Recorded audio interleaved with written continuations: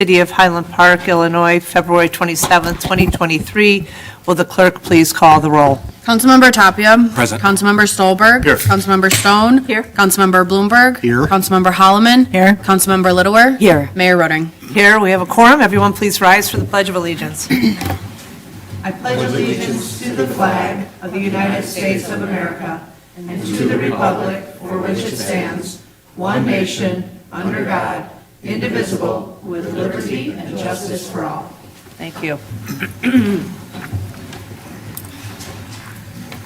I am seeking a motion, I am seeking a motion to approve the minutes of the regular city council meeting held February 13th, 2023. So moved. Second. All those in favor say aye. Aye. Aye. And the minutes are approved. I am seeking a motion to approve the warrant list. So moved. Second. Any comments or questions on the warrant list? Hearing none, will the clerk please call the vote? Councilmember Tapia. Aye. Councilmember Stolberg. Aye. Councilmember Stone. Aye. Councilmember Bloomberg. Aye. Councilmember Holloman. Aye. Councilmember Littlewer. Aye. Mayor Roding. Aye. 7 ayes, no nays. The warrant list is approved. We will now move to the report of the mayor. I have no appointments this evening. I have no proclamations this evening. I do have other business, and I'd like to talk about 1 year of our solidarity with Ukraine. On February 24th, 2022, the world watched with outrage and apprehension as Ukraine's national sovereignty was violated by Russian President Vladimir Putin's invasion and subsequent relentless attack on the nation and people of Ukraine. In the years since, we have been inspired by the steadfast leadership of President Volodymyr Zelensky and the courage and resiliency of the Ukrainian people. We honor the brave souls who were killed defending their country and mourn the heinous killing of civilians during this senseless invasion. Because of their bravery and irrepressible national spirit, Ukraine's flag continues to fly proudly above its beautiful land. In Highland Park, we too are honored to fly the Ukrainian flag at City Hall. The blue and yellow bands are the embodiment of Ukraine's national motto, blue, which denotes freedom, and yellow, which evokes Ukraine's fertile fields of grain. 1 year later, we stand in solidarity with the people of Ukraine, with Highland Park's Ukrainian community, and with all those who continue to share the same values we hold dear: freedom and democratic self-determination. Words of support are meaningless without action, and we commend our national leaders in Washington for the United States' continued international leadership and rallying support for the Ukrainian people. We also commend the work of many international, national, and local organizations taking steps to address the refugee crisis caused by the ongoing violence in Europe. The protection of civilians should continue to be the highest priority as this conflict continues into its second year. In March last year, we hosted a vigil here at City Hall, an opportunity for our community to come together to honor the lives lost in the invasion, stand in solidarity with Highland Parkers of Ukrainian descent, and welcome new neighbors from Ukraine who have since called Highland Park home. Tonight, a year later, we reiterate that support. Slava Ukraini. That is the end of the report of the mayor. Next up is business from city staff. Gita? Thank you, Mayor. 3 reports this evening. One, wanted to share with the public information about the city's operations and some recent actions that we've undertaken in light of the tragic train derailment in East Palestine, Ohio. From the city's perspective, in terms of our emergency preparedness, certainly, as you well know, we have a comprehensive emergency operations plan at the city that is reviewed regularly. We have developed that plan based on guidance from the federal government, specifically a National Incident Management System that has really served us well over the years as we respond to various types of emergencies, power outages, flooding, different types of emergencies. We go back and we use that emergency operations plan as our foundation, identifying practices, policies, procedures that we undertake in the event of an emergency. And so should, God forbid, there be a train derailment or anything of that sort, we want the public to rest assured that we have emergency preparedness procedures that we adhere to based on guidance from the federal government and working in close partnership with federal, state, county, as well as other local agencies. As it pertains specifically to the Union Pacific Rail Line, we did reach out to our colleagues at Union Pacific to ask some very pointed questions pertaining to the maintenance that they conduct on their rail system, emergency preparedness plans that they have for their rail system, what type of cargo they carry, as well as other comparable questions, so we can share that information with the public as soon as we get it. Sent a reminder to our contact and external affairs on Sunday, asking for that information this week, and as soon as we have that, we will share that with the public. But want to just share with the public that certainly from our perspective in terms of emergency preparedness, again, we have a comprehensive plan. We review that regularly. We do exercises with our staff as well as other governments in the event of any type of emergency in our community. And I'll just share, as a member of the Metropolitan Mayor's Caucus and past president of the Northwest Municipal Conference, which is a conference of mayors, we have repeatedly reached out to our federal members of Congress and senators to talk about why we feel there needs to be better staffing, more than 2 people on a mile-long train, and they need to address the safety of tanker cars, which have become, in our estimation, too thin. So we have been working on this for years. There are several mayors who have made it sort of their mission, and appreciate your reaching out to get that kind of information that we can then share with our community in terms of their plans to keep everybody safe. Thanks. Next, just want to give an update to the public as it pertains to Green Bay Road reconstruction project. We do have a comprehensive, go to the next slide. We have a comprehensive question and answer document that is posted on the front page of our website. The bullet points that you see there provides the high-level overview of the information that's contained within that document. And then, Amanda, if you can go to the next slide. We are having a public information meeting this week, Thursday evening, 6:30 at the police department. It's an in-person as well as a virtual meeting option. We are asking individuals if they're interested in attending, if they just let us know. We just want to make sure that we have enough. It seats about 80 people, but if we have more than 80 people, we would move to another location. So please let us know if you're interested in attending. And then we'll provide a summary after this meeting and post the PowerPoint that will be presented at this meeting on the city's website the following business day. So that's a quick update on Green Bay Road. And then the last item on behalf of staff is our next City Council and Committee of the Whole meeting is going to take place on March 13th. The agenda for that meeting will be posted the preceding Thursday, so March 9th, and we'll only have one meeting in March. Great, thank you. And do you know when Green Bay Road will be coming to the City Council? That's the public engagement meeting. When is this going to be brought to the council? So right now, tentatively, we can schedule it at the first meeting in April, so April 10th, and that will be a committee of the whole. Looking for policy feedback from the council, but there isn't formally anything to vote on, but we can get policy feedback at that time from the council in terms of the direction they wish to move forward. Super, great. Okay. Any questions from anybody on any of those items? No? Okay.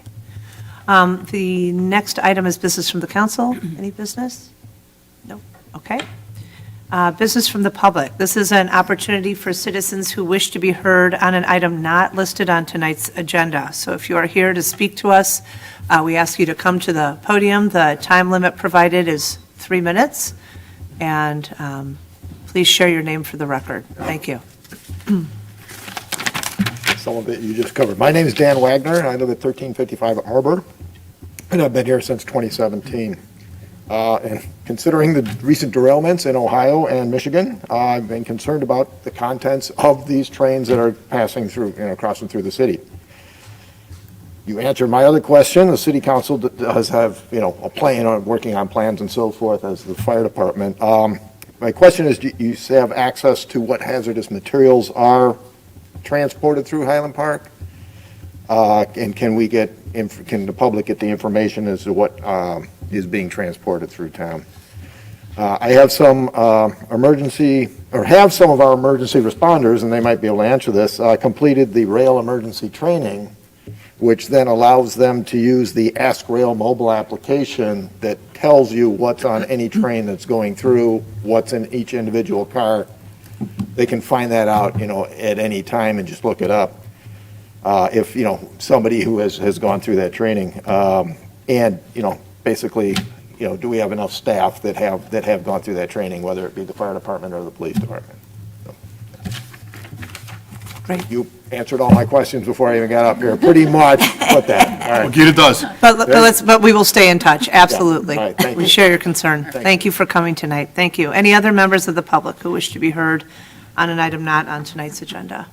Okay, if not, we will continue on with our scheduled business. Items 1 through 11 have been grouped together for omnibus consideration. I am seeking a motion to approve items 1 through 11. So moved. Second. Any comments or questions from anybody on 1 through 11?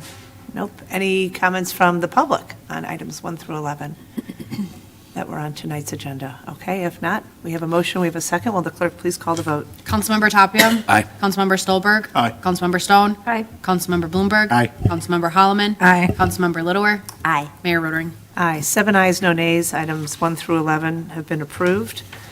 Item 12 is under other business, and we're delighted to welcome Economic Development Manager Carolyn Hirsch, who will be joining Gita in talking about business incentives in Highland Park, a topic of great interest to all of us.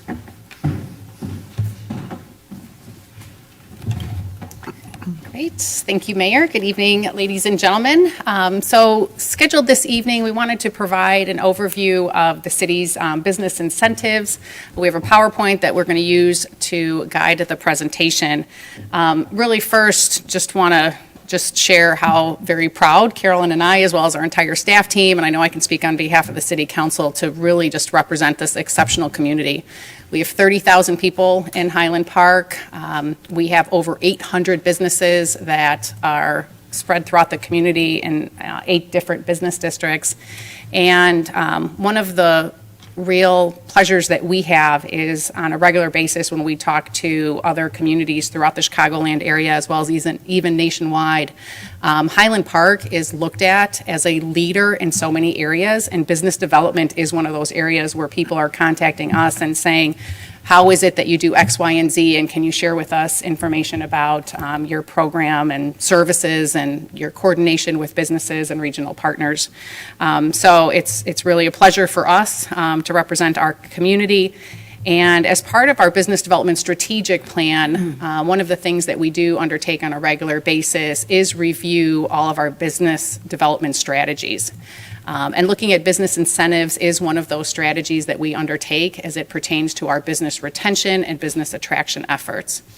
Carolyn Hirsch serves as the business development manager for the city. This division is part of the city manager's office, which is one of 6 departments in the city. And so we have Carolyn, who serves as the manager and the primary point of contact with our businesses. And as part of her work in business retention, she's on a regular basis meeting with businesses, property owners, brokers, lenders, as well as other comparable real estate professionals. And then on the attraction side, there's a significant amount of work that's undertaken in terms of promoting available property. And again, working with all those parties to basically serve as a matchmaker, we kind of call it. So if there's a prospective business that she's going out and targeting, or someone who contacts us that wants to locate in our community, she is identifying the available property and then putting the parties together, because the city doesn't own these private properties, and so it's really up then to the property owner, their broker, to proceed and kind of make a marriage, if you will, enter into a lease or real estate contract from there. Our business development strategic plan is located on the city's website. We're in the process right now of making some final updates based on feedback from our Business and Economic Development Advisory Group, and that'll be posted on there. But for public information, they can see kind of the full snapshot of all of our business development efforts on the city's website. Our Business and Economic Development Advisory Group consists of 11 members. They are volunteers representing various different sectors, residents, businesses, and so we're grateful for their feedback and ongoing guidance. They serve in an advisory capacity to the mayor and city council. If We can go to the next slide. So Carolyn is going to walk us through some of our current incentive programs that we have available, as well as some initiatives that we had or have since expired. And then included in the staff report is a number of other initiatives that may be worth considering. And purpose of this evening is really looking for your policy feedback in terms of our next steps and those additional incentives. Great, thank you. Good evening, Mayor, City Council. Hello. The city sales tax rebate program targets new and existing businesses and generally applies to the city's largest sales tax generators, producing $1 million in sales tax annually. Go to the next slide. The Small Business Facade Improvement Program grant was established to provide incentive to property owners and small businesses to improve the look and functionality of their property and business. It is available to businesses and commercial property owners citywide. Annually, the program has been funded with $15,000. The City Council has increased the fund a few times to accept applications once the annual funds have been expended. The city's contribution is a grant in the form of a rebate for 50% of the eligible improvements up to $5,000. A small business to be eligible would be defined as having a net worth of $2 million and less than an average of $200,000 in profit per year for 2 years after taxes. Property owners are eligible when a small business occupies a subject property or the property owner has executed a lease for future occupancy with a small business. You can go to the next slide. The city also offers tiered parking rates to registered businesses purchasing 20 or more parking passes per quarter. Thanks. During the pandemic, the city created a gift card program to stimulate the local economy. Shoppers submitted receipts of $150 or more from retailers or service businesses to be entered to win a $50 gift card to a Highland Park restaurant of their choice. And that's expired. And then previously presented and reviewed incentives. The Build-Out Grant Program was presented in 2021 to the city manager, by the city manager's office to the City Council for a policy discussion and for a build-out grant to help property owners and new businesses offset build-out costs and incentivize property owners to lease to new sought-after unique retailers, sit-down restaurants, other food and beverage establishments, and experiential uses that would attract in-person activity to the business districts. The Business and Economic Development Advisory Group recommended the initiative, and after a comprehensive evaluation, the program was not approved, mainly due to concerns about using public funds to improve private property and the potential for backward incentives where a property owner may not invest in a property because they know they can rely on the city to provide the funds. The city's Corporation Council investigated the prohibition of commercial vacancy tax deductions and reported that in recent years, the Illinois General Assembly had considered legislation prohibiting property owners of vacant properties from obtaining property tax relief due to the vacancy. However, such measures have never gotten past committee and have not been adopted, obviously. And then Corporation Council also researched the imposition of a vacant property commercial property tax in Illinois and provided that the city has no authority to impose a vacant property only tax on standard property tax bills. The city can adopt a property tax levy, and then it would be the county's right to classify property and impose taxes accordingly. Corporation Council is concerned that any tax imposed by the city would generally violate the terms of the city's taxation authority and violate the state constitutional guarantee that all property taxes will be uniform. At a minimum, Corporation Council is unaware of any Illinois examples of a successful local vacant commercial property tax. They're aware that jurisdictions outside of Illinois have imposed those types of taxes, and they're researching whether those laws might be useful and legal if adopted in Illinois. But they have not found a clear statement of authority for an Illinois municipality to impose this type of tax.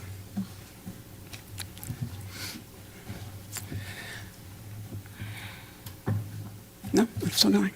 Is that you? Yeah, that's it. Thank you. So overall, the current incentive programs that we currently are making available, we do recommend that we continue doing them. The sales tax incentive has been very well received. That's primarily targeted towards our largest sales tax generators. So we see the car dealerships, grocery stores, businesses of that nature that are using that sales tax incentive. And then as Carolyn indicated, the small business facade targets the small business. So that provides a nice grant opportunity for businesses to improve their facade. And so that overall has been well received. We have 2 slides here that provide an overview of other incentives that the council may want to consider. And again, if you're interested in any one of these or several of them, our request is that we would go back as a staff, conduct further research. We would schedule a meeting with the Business and Economic Development Advisory Group, get their feedback, and eventually come before you with a formal report and recommendation pertaining any new possible incentives.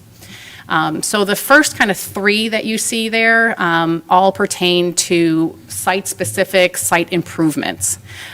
These are different types of initiatives that other municipalities around the area have used and very preliminary have provided positive feedback in terms of their application for them. So the first one is, for example, site improvements may be structural, electrical, plumbing. You're looking at certain sites and providing support for a business to be able to more efficiently move in and become operational. We talked about this briefly during the build-out grant discussion. There were some concerns, as you may recall, from the council about investing in infrastructure in a business. Is that really the city's role versus the property owner's role? That certainly would apply to this type of grant program, but it is an option available for us. The site-specific grants and the industry-specific grants are more targeted. So for example, if we as a city wanted to say, we want to attract restaurants that are going to be open in the evening, or this type of restaurant that we want, we could go out and specifically target that type of industry. Again, put them in touch with property owners that where we know we have sites, or maybe we have a site that's viable, but it needs a kitchen build out, which is costly. So we could do very site-specific based on use or based on property and target those grants for that purpose rather than for general overall. So that's one consideration.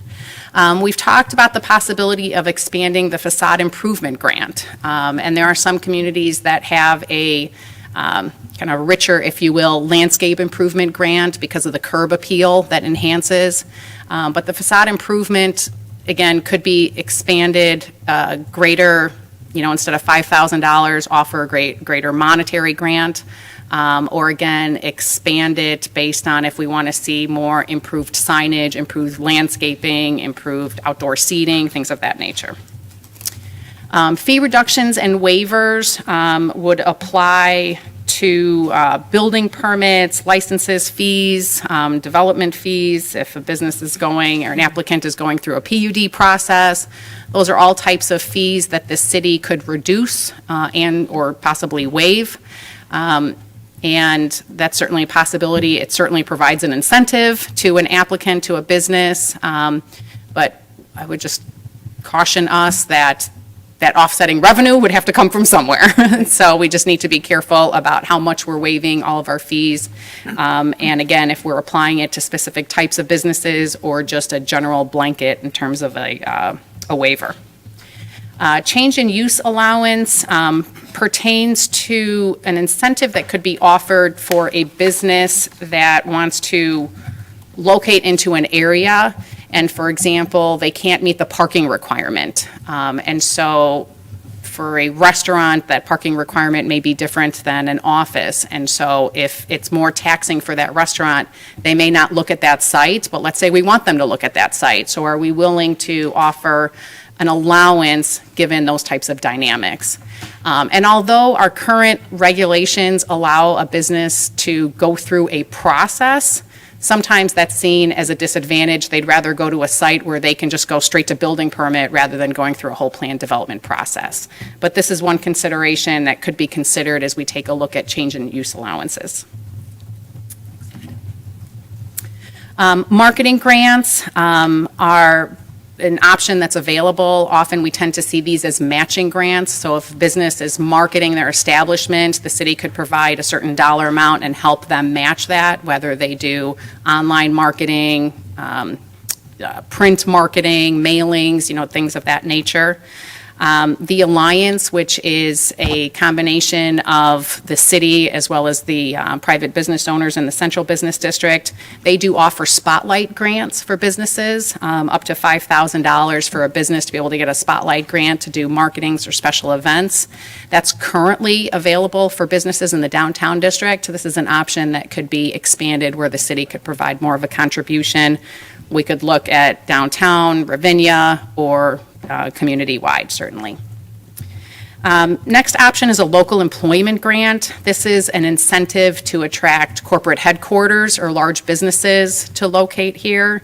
And we would target, if there was an interest in this, a minimum number of people. So let's say we want to see 50 or more employees or 25 or more employees. And then you give them either different types of incentives for coming into the community in that way.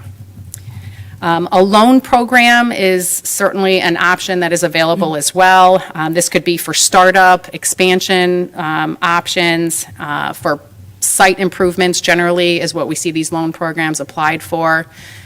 We don't recommend this. There are so many different loan programs that are currently available, particularly to small businesses through the Small Business Administration. But again, just want you to know that that is certainly an option that is out there and available. Another option is a broker bonus program. Certainly, we know brokers are making a commission, but one way to get their attention more is to say, hey, the city is willing to give you X percentage or X dollar amount if you work with the property owner and get a lease into this space by X date. So give them some type of deadline or incentive in order to more promote and draw their attention to either a specific area, a specific district, any type of criteria that we want to establish.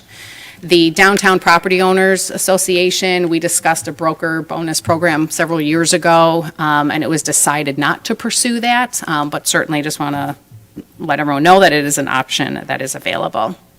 And then the last possible consideration is an Eat Local bonus program. So this is very similar to the city Shop the Block and the At Your Service incentives that Carolyn talked about a little bit ago.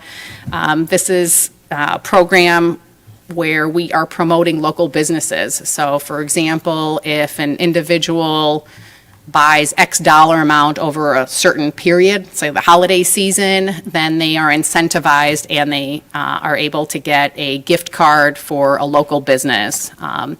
So this, again, it's a more shop local promotion program that would be available.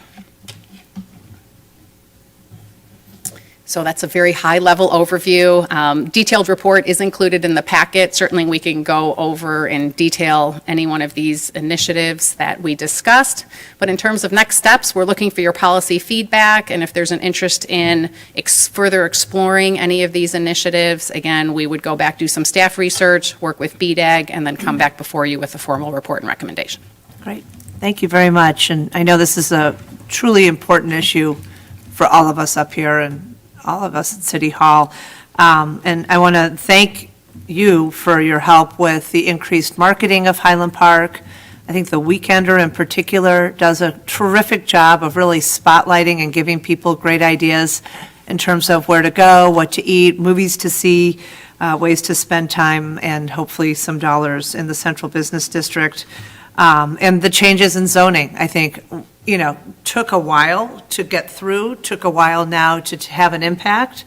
And as we see our population increasing, more people coming into town, more viability in terms of what types of businesses can open, that also is helping the situation. I have a couple of questions, and I do want to highlight, and Carolyn, correct me if I'm wrong, but often we see sort of vacancies peak in February when people have finished their year, they've finished the holidays, then they're like, all right, are we staying, are we going? And so usually around May is when things start to fill back in, so this is probably like the most painful time to have this conversation. But I would love for us to have this conversation again sometime in the summer to see how some of our efforts are going I know we want to have our team working on recruiting, working on retaining, working with our businesses. I think having people generate data and reports can be time-consuming, and then what decisions are different from what we already know, which is that we want to continue to provide incentives and help people find Highland Park as the place they want to come to when they've got time on their hands. So if we could talk again in the summer, I'd love to hear just sort of how things are going. One question that I have for Hart Corporation Council is, people have asked this question, I think I know the answer, but I just want to confirm. People have said, can you limit the percentage of commercial space in the central business district owned by one entity? And my comprehension of that is not really, that it's private property, people can buy what they want to buy, and that's sort of where things are. The city can't say, oh, you've got enough space, we're going to have to not allow you, like, that's not even an option. Mayor, I concur with that. There's, generally speaking, governmental restraints on alienation of property, which is to say who you can sell to, are disfavored. And so I would recommend we steer clear of that. Appreciate it. And again, I appreciate you highlighting, the folks who are like, let's penalize for vacancies. We don't really have much of that option. Let's tax for vacancies.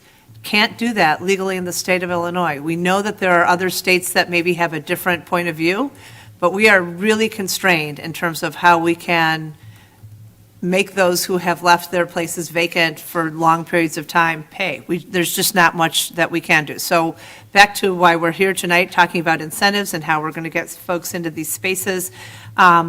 Do you have a sense of where the funding would come from if we are creating these incentives, or does it depend on the incentive?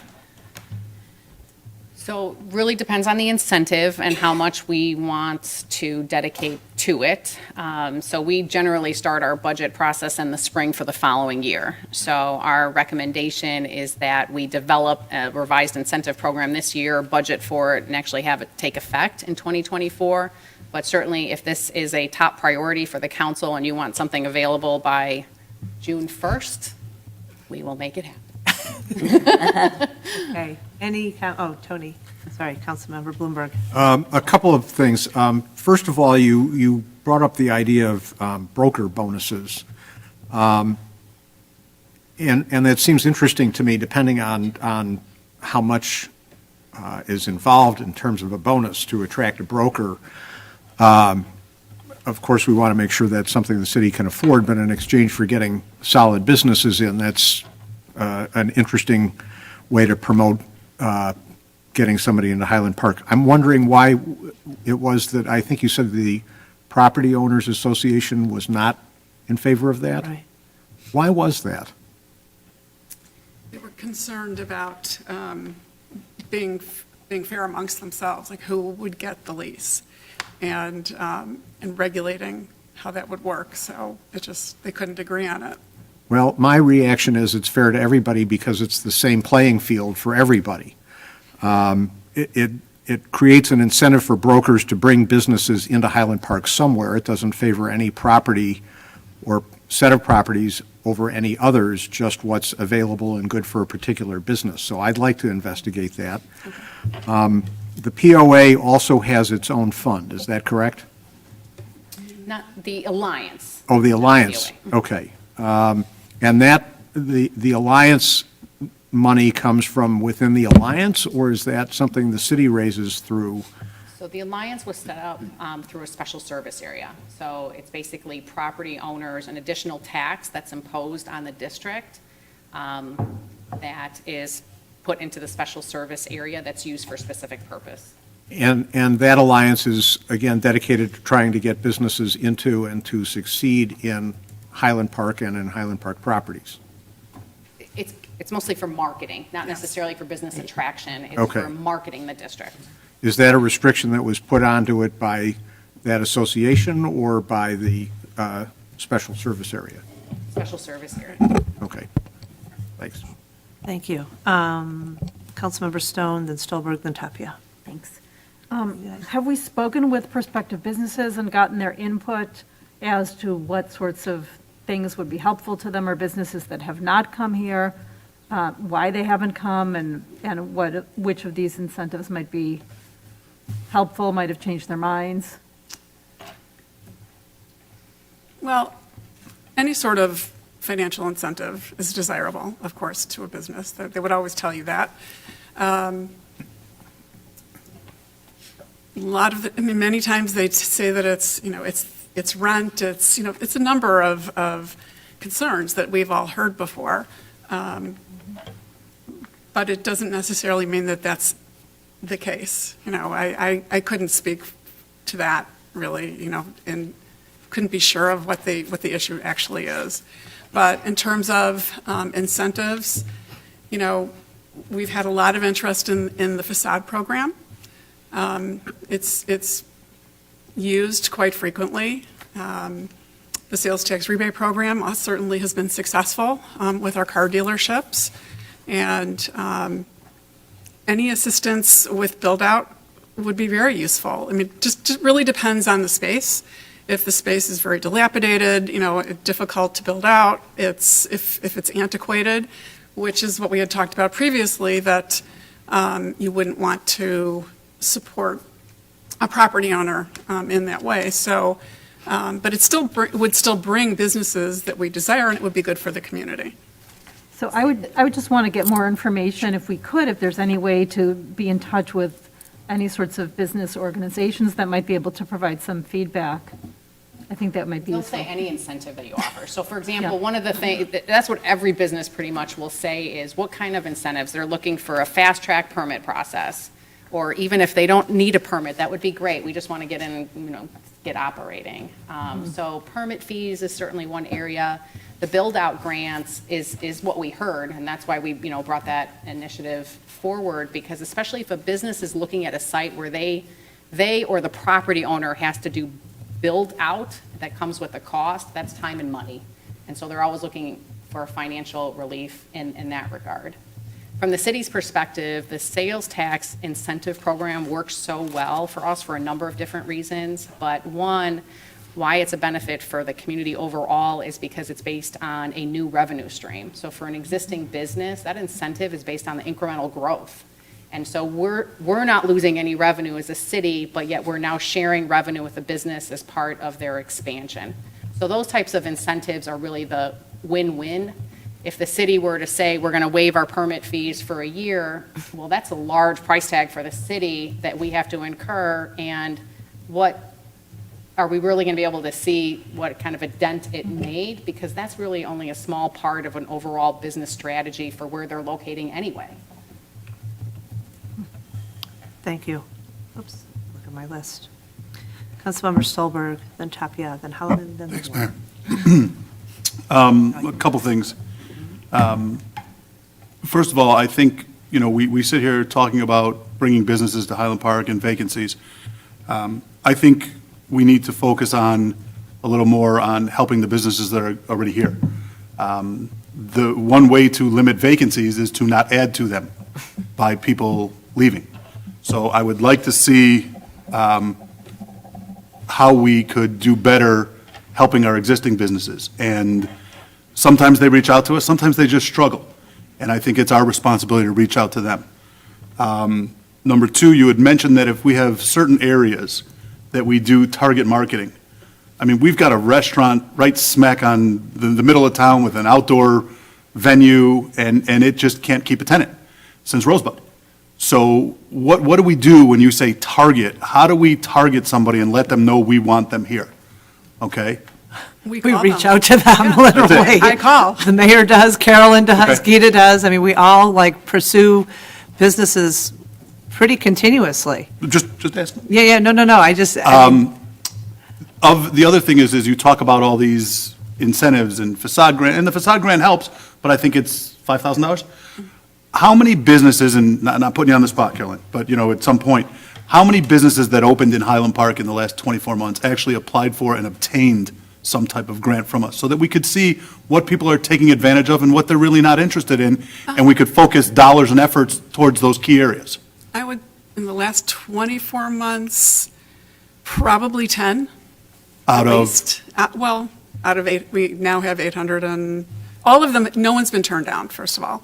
But we have 805 businesses right now. so if I'm a business in Highland Park, I can't believe every business is running gangbusters. Why don't we have more people asking for help? I mean, should we be doing a better job of letting them know that we have it available? So it's in our business news that goes out weekly. Okay? Anytime a business opens, I talk to them about the grants that we have available.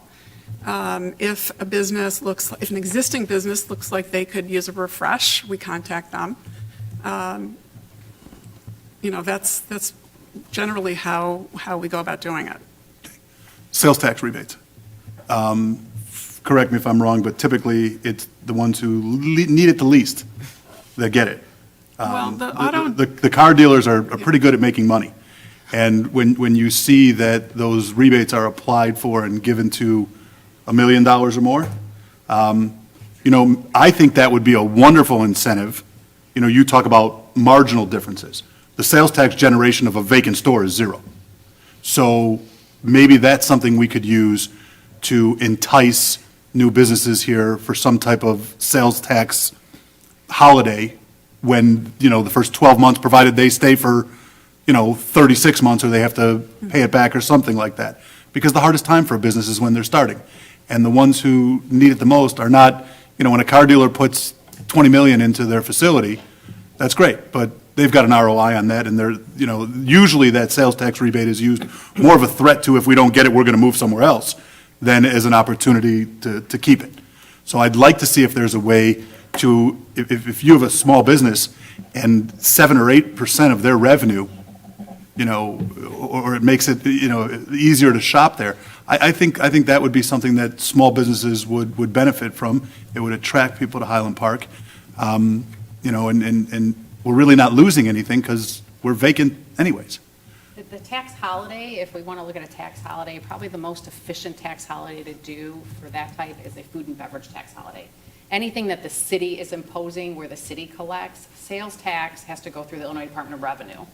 So we can't say no sales tax, the state can do it. Right. But the way that we would have to do it is they have to file with the state, and then we would have to reimburse them for our portion of that Okay. sales tax. Okay, and then the last thing is, are we seeing, when we required first floor sales tax generating businesses in the post office, and it came, back and forth for a number of times before we got rid of it. Got rid of it. And we were lucky that Baird and Warner actually came back a second time and took the space that we didn't give them the first time.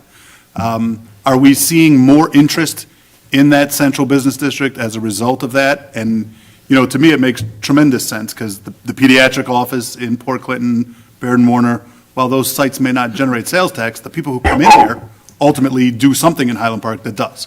well, there is a lot of interest in Highland Park right now. It may not seem that way to some, but last year, at the same time, we had 36 vacancies, ground floor vacancies in the B5. Today, we have 16. And people may not be aware of all of these leases because it takes a substantial amount of time to get to open for certain businesses. Sure. Like the vet that is opening just east of Green Bay, they've been working on their space since middle of the summer at least, and they won't be open until the end of the summer, possibly fall. They have to wait for deliveries and coordinate contractors. And just a last thing, I know we always focus on the vacancies in downtown, but we do have 8 business districts. And, I want to make sure that whether it's, a more of a plumbing or a glass store in Briargate or, Crossroads, we want to make sure that all of our business districts are vibrant. That's all. Agreed. Thank you. Thank you. Yeah, there's very little vacancy in our other business district. It's Ravinia and downtown. Great to hear. Thank you. Thank you. Councilmember Tapia? Yeah, as you asked us a question about what do we think about these different incentives, the struggle I have is that, incentives sound good, very interesting, creative, businesses want them, but it's really hard to discern from what's been presented, how do we judge which ones work best and which ones don't? So I think several of my colleagues have asked for some more data about what the results are.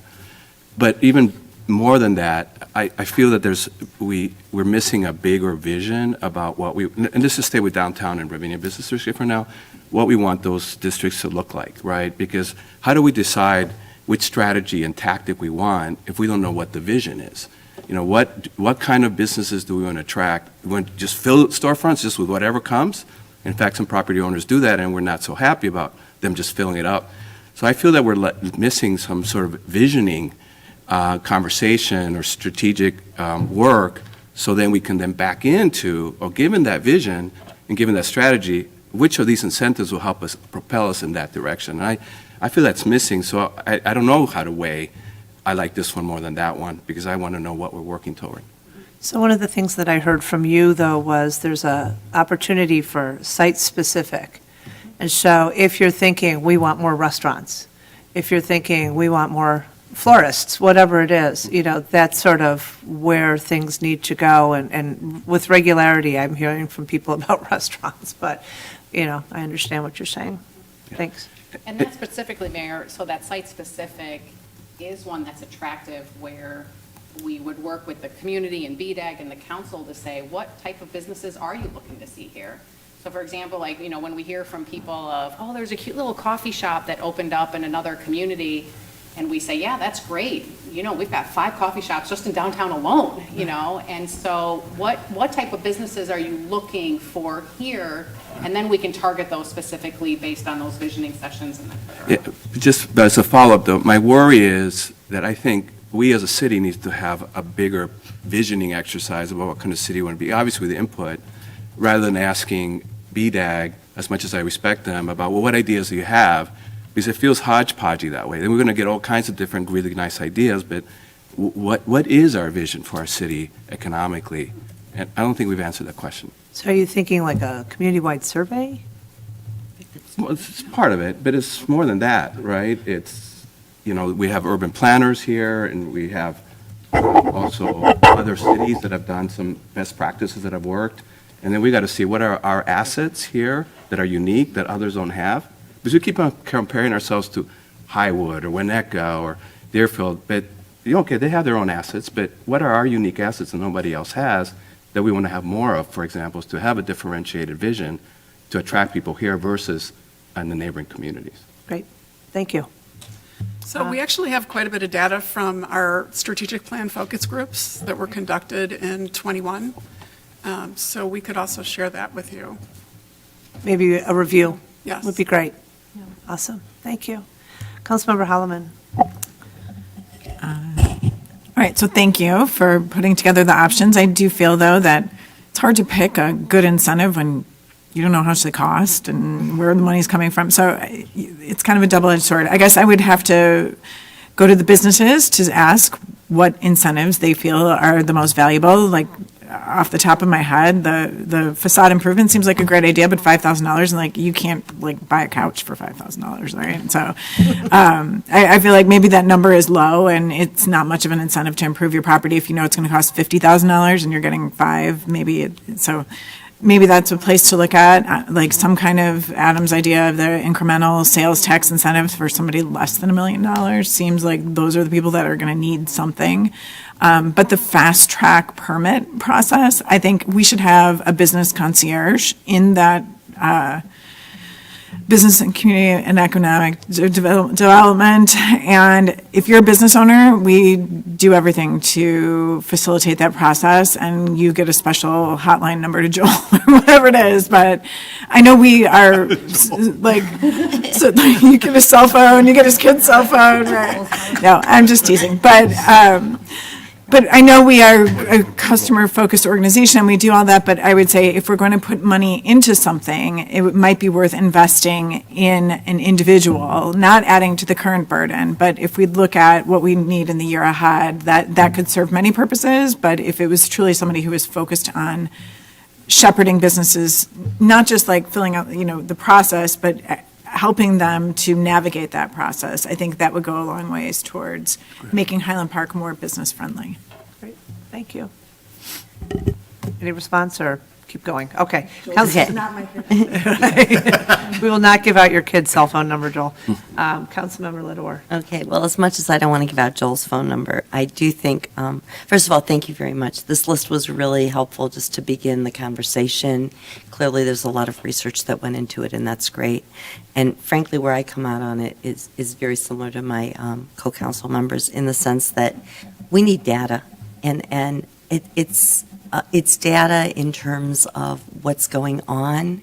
It's data in terms of what our business owners are feeling.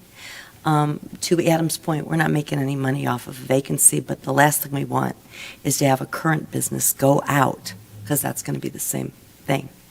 And I don't know, I mean, I know about the survey in '21, I know how comprehensive that was. That's 2 years ago. I don't know what we do in terms of an ongoing basis when a new business comes in. Are you in contact with them? Is someone checking with them regularly? Frankly, some of the business owners that I've spoken to in the last few months, I think they feel, maybe they'd love a little more TLC from the city in general.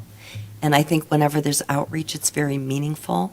So I think there's some things we can do on the softer end that would really help and show that we, in earnest, want to help with this. But I think it's about how we frame the question. And so doing research to other towns is a really great way to start. But I would want to know from our business owners what works. I can't make these decisions. And frankly, I don't want to tax, wrong word. I don't want to use the city's dollars for incentives if I don't have to. I want to know if there's other ways in which I can do it. And frankly, I was one of the people who was really pushing and looking at either some sort of vacancy question, whether that's an incentive, how do we help people get back on their feet and get it rented? How do we update it? Or after some period of time, is it a blight on our community? And frankly, it has come to light that there is a town in the state of Illinois where they do have that. And so I don't think it's Danville, Illinois. It was initiated in 2008. I only recently came upon this.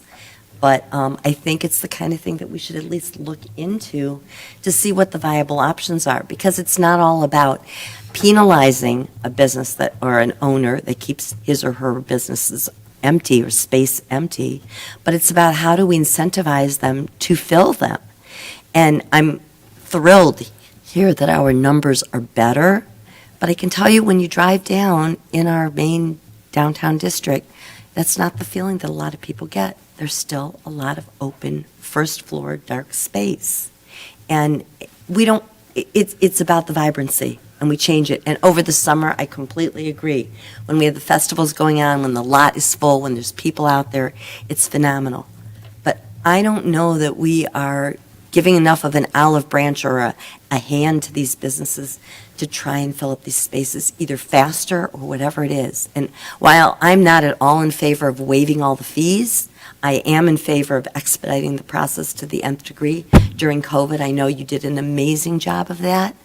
But, whether it's outdoor dining, I don't know what the new ideas are, but a lot of this is not same old, but it's either an incentive or a penalty. And we don't even want to consider those. On the other hand, maybe we do need to look at different ways. And what would be so terrible about being the town that figured out a way to have some revenue generated and then filled up our spaces or gave a real incentive for a property owner to really make it better? So I just think it's about data, and I think we need a lot more of it.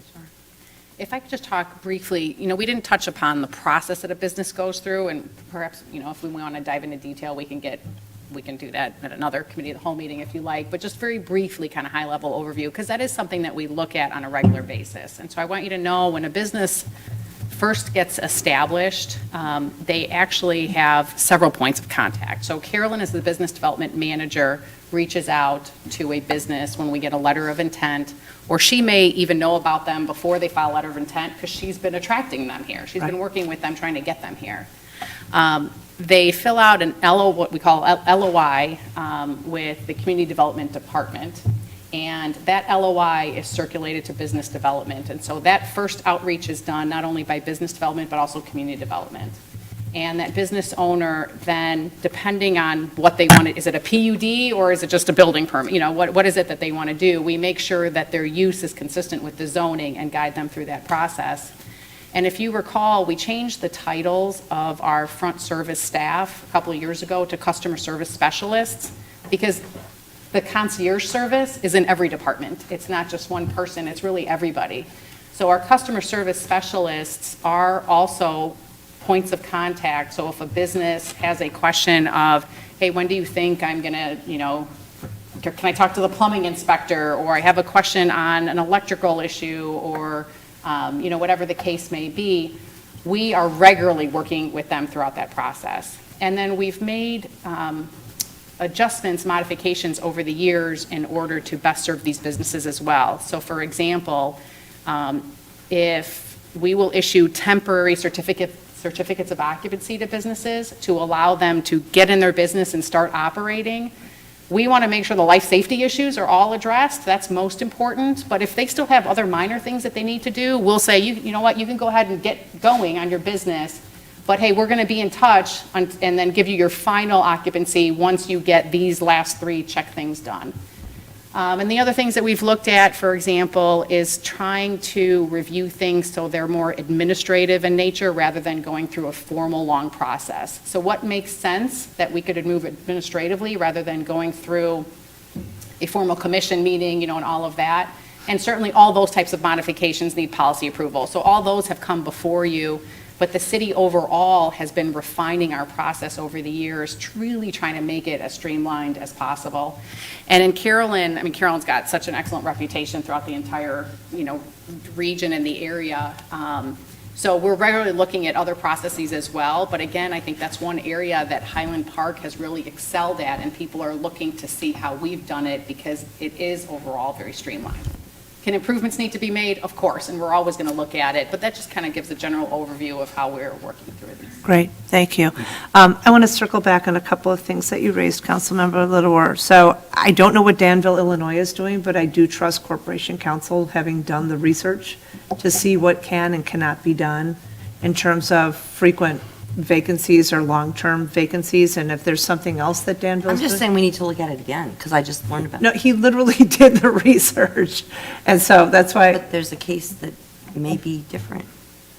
let's go see what Danville's up to. I don't Yeah, know, but I that's all I'm mean, I saying. just. That's all I'm suggesting. Happy to look at it. Like I said, we haven't found it yet. Right. And it's not been, to my knowledge, it's not been tested in the appellate courts or higher, but Right. happy to look at it. There's a model to employ. That's all. And the only thing I'd say that's around the subject is, it may well be that this is all fine, well, and good. We just can't find the authority for it yet.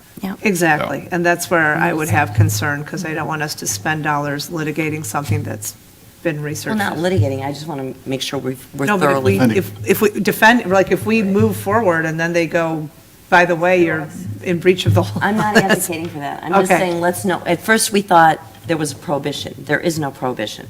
And then we thought, Isn't there a prohibition? That's specifically, I thought, like, we There's- do not have taxing authority. We do. Yeah. we don't have taxing authority, but there's a local, Yeah, there's no clear authority in Illinois law for a municipality to impose a property tax at all, or something that we might call a tax on vacancies.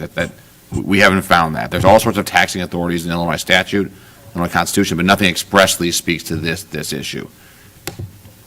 We have not found an example of an Illinois municipality that has adopted something similar and had a challenge one way or the other. I'm not aware of one that's adopted it at all, let alone gotten it through a court system. I do know that municipalities in other jurisdictions, as Ms. Hirsch mentioned, have adopted it. And I've done a little work into that, looked particularly at San Francisco's. Right, because Right. California Right. is permitted. And actually, I actually spoke. And we've asked, yeah. like, we asked Steve this question 5 years ago, and then we asked Yeah. it again in anticipation of this meeting, and the answer hasn't changed. The answer hasn't changed, and to that, Mayor, I did actually speak last week with a gentleman who is a lawyer in San Francisco who worked for the city council member out there who wrote the law, and we talked through some of these issues, and he told me they hadn't been challenged there either. Now, their method of municipal authority is different than ours. They have some similar state constitutional provisions, but for example, their commercial vacancy tax was approved by referendum. We don't really have that here in Illinois. Our ability to binding referenda is very circumscribed by the legislature. So it may be that where it's been permitted in other jurisdictions is just through state laws that don't exist in the land of Lincoln. That said, I'm happy to look at this provision for That's all Danville. I'm asking. And again, if someone's come up with a way to do it, or we can take that, jump off from it, and use the city's authority to find a way through it, we'll absolutely run down every lead we have. Great, thank you. and that's Appreciate it. the option. Okay, yeah, no, thank you. I just didn't want us to put that out there that we haven't tried. So that's all, okay. And then in terms of coming back and talking to us in the summer, I'm not interested in hearing how great everything is with Lotomy. I am, but I am more interested to hear now of those vacancies that seem to be shrinking. Where are we? Are they now up and running? How are those businesses doing? If they aren't up and running, what can we do to help them get open at the very time when we are having all these festivals and all of this sort of effort to bring people into town? What can we do to help them?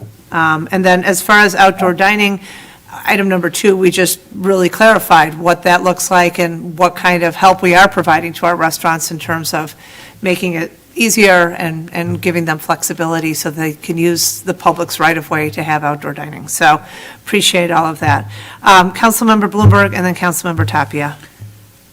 Just very briefly, there was a lot of discussion about inquiries of businesses that have not succeeded on their way out, doing a little debrief to get an idea of why that is. Might be useful to have the inquiry with businesses who have been here successfully for more than 5 years. What obstacles have they faced initially and subsequently that may have been a struggle that they were in need of help with and somehow survived anyway? What things do they feel help them to survive that are the business of the city to improve upon or accelerate in some way? I do want us to remember that the city is not in the real estate development business, and we're not in retail.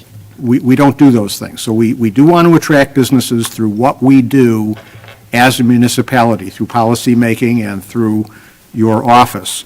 One thing I'd be interested to know, one of the major zoning changes that we made on the city council was to significantly increase residential density in and around our major commercial corridors.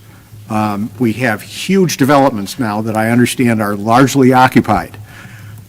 Is that one of the reasons that we are beginning to see a significant diminishment in empty spaces? I don't know how that's measured.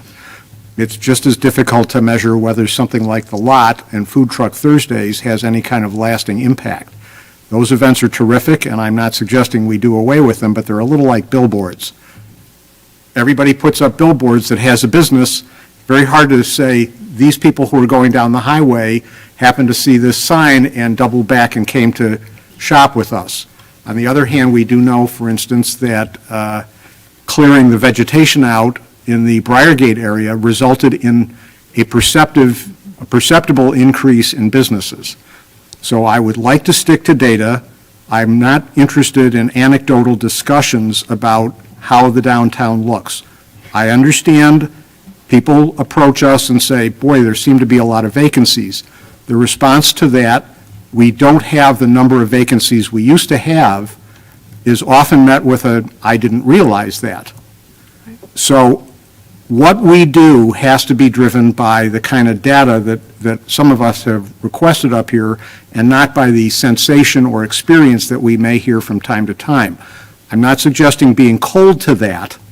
I understand perception is important, but ultimately, if we have consistently filled storefronts over time, the perception will change with it. So we have to go with what works based on the data that we receive.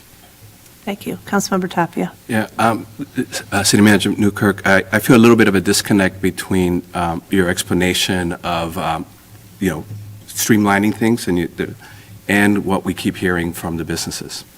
And I can't reconcile that. And I do believe, and I see it, you're working hard, but it feels like a game of guacamole that you're just trying to solve, and you hear something, you go and fix it, you hear something else, you go and fix it. And, many people here are familiar with like a Six Sigma methodology, and maybe rather than the team trying to figure out, the team that designed it, trying to figure out what is wrong, maybe we need to get some experts in Six Sigma, and there might be some on staff, so forgive me if there is, to really evaluate this in a more objective way, and maybe come up with alternatives. Maybe we're trying to fix some process that we're just scotch taping here when we need to have a whole different approach. So I think we need to look at something more systemic using a methodology rather than the current, trying to chase down complaints. Yeah, absolutely. And again, we've modified our procedures over the year. It's not just staff talking to ourselves. I mean, it is based on we are talking to businesses, and we're getting feedback from businesses as they go through the process. Hey, what worked well? How was the communication? How long did you anticipate this would take versus how long it took? And then any concerns that we receive, we want to hear what those are because we want to be able to address them. So for example, when we hear of, it's been 3 weeks and I still don't have my permit, for example, and then we find out, well, Their application was incomplete. we actually followed up with your contractor, and we've been Right. waiting for your contractor. Right. And so we modified our process to make sure that the property owner is aware of what we communicated to the contractor, not just the city working with the contractor directly. So these types of refinements that we are regularly making is based on that feedback that we're getting with all the appropriate parties. And then I think what is important too is, again, as part of like a business development strategic plan update, that was focus groups with brokers, property owners, businesses, residents. I mean, it was so intensive, and we talked about process, we talked about types of businesses people want to see, what more do they want to see. All that, I think, helps us make for a more improved overall business development strategy. Yeah, and I don't dispute that. I know it gets better. Yeah. But we still have we have an echo chamber here of everybody knows each other, and we have this here, and we might be reinforcing really the wrong solution just because we think this should work or not work. And I'm just recommend that we may benefit from an outside party to do some of the listening and be able to see some things that maybe the current ecosystem is not catching. Yeah, absolutely. Did you have something you wanted to say? Okay. Councilmember Stolberg, yes. A second. First of all, I'm liaison to the BDAG, and one point, since we're talking about all these things, I will tell you there is positive. The vice chair of the BDAG opened his business here, opened in another community.